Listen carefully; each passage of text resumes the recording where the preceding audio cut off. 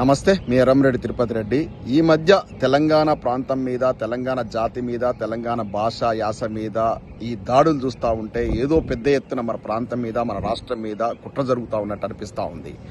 దీనికి మన తెలంగాణ ప్రాంతం నుంచి కూడా కొంతమంది సికండులు తయారయ్యారు. మన ప్రాంతంలో పుట్టి మన ప్రాంతం మీదనే విషం గక్కుతున్నటువంటి ఆంధ్ర కుక్కలకు వంతబాడుతూ వెన్నుపోటు పొడుస్తున్నట్టుగా అనిపిస్తూ ఉంది. ఈ కోవలోకే నేను గత 2-3 వారాల నుంచి కూడా అబ్జర్వ్ చేస్తున్నాను. తెలంగాణ విఠల్ పేరులోనే తెలంగాణ తగిలించుకున్నటువంటి ఒక తెలంగాణ విఠల్ అనేటోడు ఒక జర్నలిస్ట్ గానో ఒక విశ్లేషకుడు గానో అవతారం ఎత్తి మొదటి నుంచి తెలంగాణ పదం వాడేవాడు. కానీ ఈ మధ్యకాలం లోపల ఒక 2-3 నెలల క్రితం పాషం యాదగిరి గారితోని, పృథ్వీ యాదవ్తోని, ఇటువంటి వాళ్ళతోని తెలంగాణ వాళ్ళు బిడ్డలు, ఆ తెలంగాణ జర్నలిస్టులు వాళ్ళతోని ఏదో ఆర్గ్యుమెంట్ అయింది ఒక మీటింగ్లో. అప్పటి నుంచి కూడా తెలంగాణ వ్యతిరేకిగా మారిండు ఈ తెలంగాణ విఠల్ అలియాస్ ఆంధ్ర విఠల్గా రూపాంతరం చెందినటువంటి వ్యక్తి.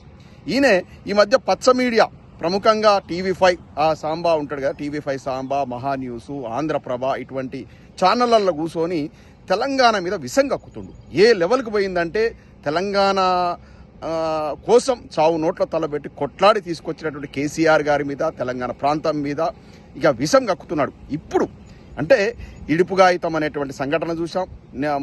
నిన్నటికి నిన్న ఇంకొకటి ఏం చెప్పినంటే, అరే మా ఆంధ్ర ప్రాంతానికి చెందినటువంటి వాళ్ళందరూ కూడా ఆస్తులు అమ్ముకుంటే హైదరాబాద్లో పెట్టుబడులు మొత్తం ఉపసంహరించుకుంటే తట్టుకునే శక్తి మీకుందా, కొనే శక్తి మీకుందా అని ఒకడు ఆ జబర్దస్త్ కమెడియన్ ఒకటి చెప్తే ఇటువంటి వాటి మీద స్పందించట్లేడు. ఈయన తెలంగాణనో పేరు తగిలించుకున్నాడు, ఇటువంటి వాటి మీద స్పందించట్లేడు. కానీ తెలంగాణ మహానాయకుడు, తెలంగాణ జాతిపితిగా కొలుస్తున్నటువంటి కేసీఆర్ గారి మీద, అదేవిధంగా బీఆర్ఎస్ పార్టీ మీద, తెలంగాణ రాష్ట్రాన్ని సాధించినటువంటి ఎంతో కృషి చేసినటువంటి అప్పటి టీఆర్ఎస్ ఇప్పుడు బీఆర్ఎస్ పార్టీ మీద, తెలంగాణ ప్రాంత నాయకుల మీద విషం కక్కుతా ఉన్నాడు. ఆంధ్ర ప్రాంతంలో నుంచి వచ్చినటువంటి ఆంధ్ర పాలకుల మీద ప్రేమను ఉడకబోస్తూ ఉన్నాడు. ఏమంటున్నాడు, ఈయన పవనిజాన్ని ఎత్తుకున్నాడు. పవన్ కళ్యాణ్ గారిని విపరీతంగా సపోర్ట్ చేస్తున్నాడు. తెలంగాణ వస్తే 11 రోజుల సంతాప దినాల మాదిరిగా నేను భోజనం చేయలేదన్నటువంటి పవన్ కళ్యాణ్ను ఈయన తెలంగాణకు పవన్ కళ్యాణ్ వస్తేంది, ఇక్కడ ఇది చేస్తేంది, అది చేస్తేంది అని మాట్లాడితే దాన్ని సమర్థిస్తూ ఉన్నాడు. ఇది ఎంతవరకు సమంజసం?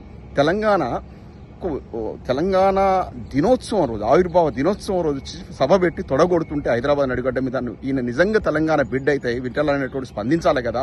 అరే నాయన నీదేంద్ర బాబు అక్కడ రాయనామా చేసిరా, ఎవరెక్కడ రావచ్చు, నాకు రాజ్యాంగం తెలుసు, భారతీయుడు ఎవరెక్కడైనా ఓటు నమోదు చేసుకోవచ్చు, కంటెస్ట్ చేయొచ్చు, ఏ స్టేట్లోనైనా, అది నేను కాదనలేని వాస్తవం.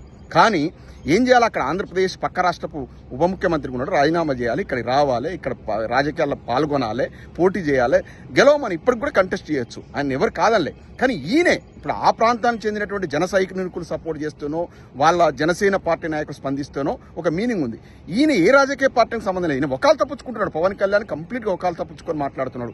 ఆయన ఏమన్నాడు, తెలంగాణ వాళ్ళ దిష్టి దాకి కోనసీమ మండి మషి అయిపోయిందని చెప్పాడు. అటువంటి నాయకుడిని ఈయన కీర్తిస్తున్నాడు. మన నాయకుడిని, మన తెలంగాణ జాతి కోసం కొట్లాడినట్టు కేసీఆర్ గారి గురించి చాలా నీచంగా ప్రవర్తిస్తున్నాడు. ఏమంటారు, తెలంగాణ వచ్చిన తర్వాత కేసీఆర్ గారి ఆస్తులు పెరిగినాయట, కేటీఆర్ గారికి ప్యాంటు షర్ట్ వచ్చిందట, హరీష్ రావు గారికి చెప్పులు వచ్చినాయట, గిట్లా మాట్లాడుతూ ఉన్నాడు. అరే నాయన విఠల్ చెప్తున్నా, కేసీఆర్ గారు తెలంగాణ ఉద్యమం రాకముందే మంత్రిగా పనిచేసిండు, డిప్యూటీ స్పీకర్గా పనిచేసిండు, శాసనసభ్యునిగా పనిచేసిండు. ఆయన ఒక గొప్ప చరిత్ర గల నాయకుడు. తర్వాత తెలంగాణ ప్రాంతానికి జరుగుతున్నటువంటి అన్యాయానికి, ముఖ్యంగా చంద్రబాబు నాయుడు గారు చేస్తున్నటువంటి అన్యాయాన్ని తట్టుకోలేక తెలంగాణ ప్రాంతంలో ఆయన అప్పుడు రాష్ట్రం ఆవశ్యకతను గుర్తించి వచ్చి ఉద్యమానికి తొలిదేశ ఉద్యమం లోపల ఫెయిల్ అయినాం కాబట్టి మలిదేశ ఉద్యమానికి ఆయన పునాది వేసి అది లక్ష్యం చేరేంత వరకు కూడా విరోచిత పోరాటం చేసినటువంటి వ్యక్తి, లాస్ట్కు ఆమరణ నిరాదీక్ష చేసినటువంటి వ్యక్తి.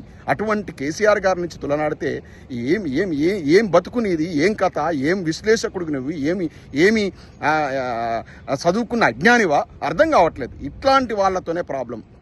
కాళోజీ నారాయణరావు గారు అదే చెప్పారు, పదే చెప్పారు. ఇటువంటి దుర్మార్గుల వల్లనే తొలిదేశ ఉద్యమం కూడా దెబ్బతిన్నది. ఇటువంటి వాళ్ళు ఇవి ఆంధ్ర ప్రాంతంలో ఉన్న సీమాంధ్ర నాయకులు ఎప్పుడు కూడా ఇటువంటి వాళ్ళను, మన తెలంగాణ ప్రాంతం నుంచి కొంతమందిని బక్క నరసింహలో, తెలంగాణకు మీనింగే లేదు, డిక్షనరీలో మీనింగే లేదన్న బక్క నరసింహలో ఈ తెలంగాణ విఠల్ లాంటి వాళ్ళ ముందు తీసుకొచ్చేసి తెలంగాణ జాతిని విచ్ఛిన్నం చేసేటువంటి ప్రక్రియకు నాంది పలుకుతారు.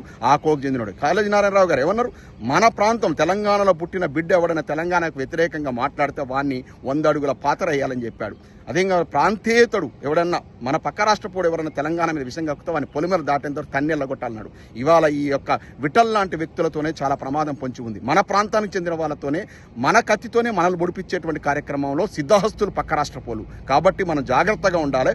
ఈ యొక్క తెలంగాణ విఠల్ను ఎక్కడ దొరికితే అక్కడ నిలదీయాల్సిన అవసరం ఉంది. పోతే పోవయ్యా, నువ్వు కూడా పో. ఇప్పుడు ఆయన పవన్ కళ్యాణ్ ఇక్కడికి వచ్చినట్టు ఆంధ్రప్రదేశ్పై రాజకీయాలు చేసుకో. జాతి సమైక్యత గురించి మరి జాతి సమైక్యత అంటే ఏందయ్యా? నేషనల్ ఇంటిగ్రిటీ గురించి మాకు తెలియదా? నువ్వు టీచ్ చేయాలా?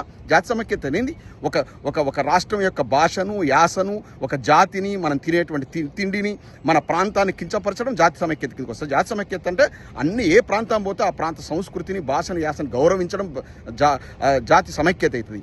ఇట్లాంటి విషబీజాలు నాడుతున్నటువంటి ఆ పక్క రాష్ట్ర పోలను నువ్వు వెనకేసుకొచ్చుకొని నీ ఉపన్యాసాలు ఏందో చార్జ్ జీపీటీలు పెట్టుకొని ఫోన్ పెట్టుకొని దాంట్లో అనర్గళంగా మాట్లాడుతున్నావు. ఏదైనా వస్తే సొంతంగా మాట్లాడు. ఈ బుక్ రీడింగ్ కాదు, చర్చల్లో పాల్గొని నేను చూస్తున్నా. నేను స్పందించొద్దు అనుకున్నా. ఈయన స్థాయి వాళ్ళకి మనం కాదు.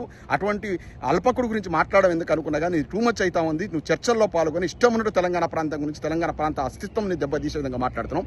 ఏమనంటే అమరవీరులను గుర్తించలేదట కేసీఆర్ గారు. మరి నువ్వేం బీక్కుతున్నావు? ఇవాళ మొత్తం అమరులు రిజిస్టర్ కూర్చుని అమర నిరాక్ష చేయి. పొట్టి శ్రీరాములు గారిని బాగా ప్రేజ్ చేస్తున్నావు కదా, నువ్వు కూడా మరో పొట్టి శ్రీరాములు అవుతావు, తెలంగాణ పొట్టి శ్రీరాములు అవుతావు. పోయి అమర నిరీక్ష చేయి, అందరిని గుర్తించమని లిస్ట్ ఇచ్చేసి రేవంత్ రెడ్డి గారు ప్రభుత్వం చేయి. కేసీఆర్ గారు ఆయన తెలంగాణను బాగు చేసే పనిలో పడి ఒకవేళ నువ్వు అది నిర్లక్ష్యమైంది ఆ టైంలో అనుకున్నట్టయితే ఇప్పుడు చేయి. ఇప్పుడు ఎవరు వద్దన్నారు? ఖచ్చితంగా ప్రతి అమరవీరుణ్ణి గుర్తించడానికి కేసీఆర్ గారు కృషి చేసిర్రు. ఏమన్నా తప్పిదాలు జరుగుంటే వాటిని కరెక్ట్ చేసుకుంటాం. అటువంటి లిస్ట్ ఏదైనా ఉంటే వచ్చి నువ్వు అమర నిరీక్ష చేయవా, ఇంప్లిమెంట్ చేయమని. నువ్వు ఏం చేయవు, ఒట్టి కామెంట్ చేయడానికి ఎవరేం చేయొచ్చు. ఇది కరెక్ట్ కాదు. నీ పద్ధతి మార్చుకో. ఇది మంచి పద్ధతి కాదు. పేరులోనే తెలంగాణ పీక్ పడేసి ఆంధ్ర విఠలని పెట్టుకో. ఇటువంటి వాళ్ళ వల్ల, ఈ విఠల్ లాంటి వాళ్ళ వల్ల తెలంగాణ సమాజానికి గతంలో నష్టం జరిగింది, మళ్ళీ నష్టం జరగబోతా ఉంది. వీళ్ళు సికండి రాజకీయాలు చేస్తే ఇటువంటి సికండిలను అడ్డం పెట్టుకొని, అటు ఇటుగాలను అడ్డం పెట్టుకొని సీమాంధ్ర ప్రాంత నాయకులు వీళ్ళని ముందుంచి మన తెలంగాణ జాతికి వెన్నుపోటు చూపించే కార్యక్రమం జరుగుతుంది. ఏదో పెద్ద ఎత్తున కుట్రలు జరుగుతూ ఉన్నాయి. కేసీఆర్ గారి ముఖ్యమంత్రి దిగిపోగానే ఇవాళ నడిబొడ్డును వచ్చేసి సవాళ్లు కొడతా ఉన్నారు. పక్క రాష్ట్ర పోలు వచ్చేసి తెలంగాణ జాతి మీద యుద్ధం ప్రకటించినట్టు మాట్లాడుతూ ఉన్నారు. ఒక్కొక్కరు ఒక్కొక్క రకంగా సోషల్ మీడియాలో వాగుతూ ఉన్నారు.